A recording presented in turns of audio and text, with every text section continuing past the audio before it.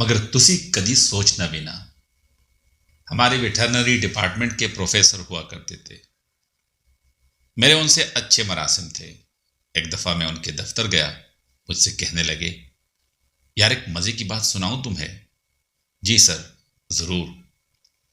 پچھلے ہفتے کی بات ہے، میں اپنے دفتر میں بیٹھا تھا، اچانک غیر معمولی نمبر سے مجھے کال آئی۔ 15 منٹ کے اندر اندر اپنی سراؤنڈنگز کی کلیئرنس دی۔ ٹھیک 15 منٹ بعد 5 بختربند گاڑیاں گھوم کر میرے آفس کی اطراف میں آ کر رکی۔ سول وردی میں ملبوس تقریباً حساس اداروں کے لوگ دفتر میں آئے۔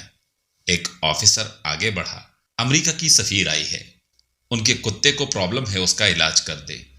تھوڑی دیر بعد ایک فرنگی عورت، ان کے ساتھ ان کا ایک اعلی نسل کا کتا بھی تھا، کہنے لگی، میرے کتے کے ساتھ عجیب و غریب مسئلہ ہے، میرا کتا نافرمان ہو گیا ہے، اسے میں پاس بلاتی ہوں تو یہ دور بھاگ جاتا ہے، خدا را کچھ کرے، یہ مجھے بہت عزیز ہے، اس کی بے اعتنائی مجھ سے صحیح نہیں جاتی۔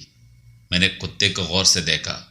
15 منٹ جائزہ لینے کے بعد میں نے کہا، میم یہ کتا ایک رات کے لیے میرے پاس چھوڑ دیں، میں اس کا جائزہ لے کر حل کرتا ہوں۔ سب چلے گئے۔ میں نے کمدار کو آواز لگائی، فیضو اسے بھینسوں والے بھانے میں باندھ کے آ، سن اسے ہر آدھا گھنٹہ بعد چمڑے کی لتر مار۔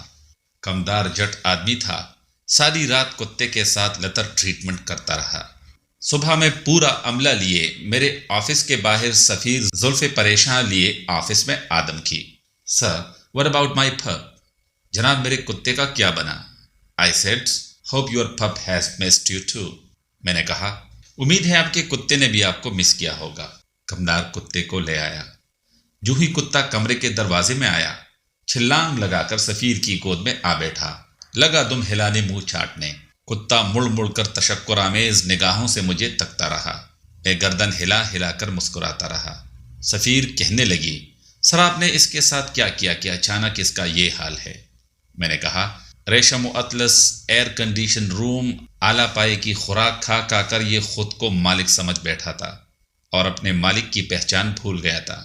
بس اس کا یہ خناس اتارنے کے لیے اس کو ذرا سائیکولوجیکل پلس فزیکل ٹریٹمنٹ کی اشد ضرورت تھی، وہ دے دی۔ Now he is okay. مگر عزیزان من، آپ نے اس بات سے صرف مزاح کا لطف لینا ہے۔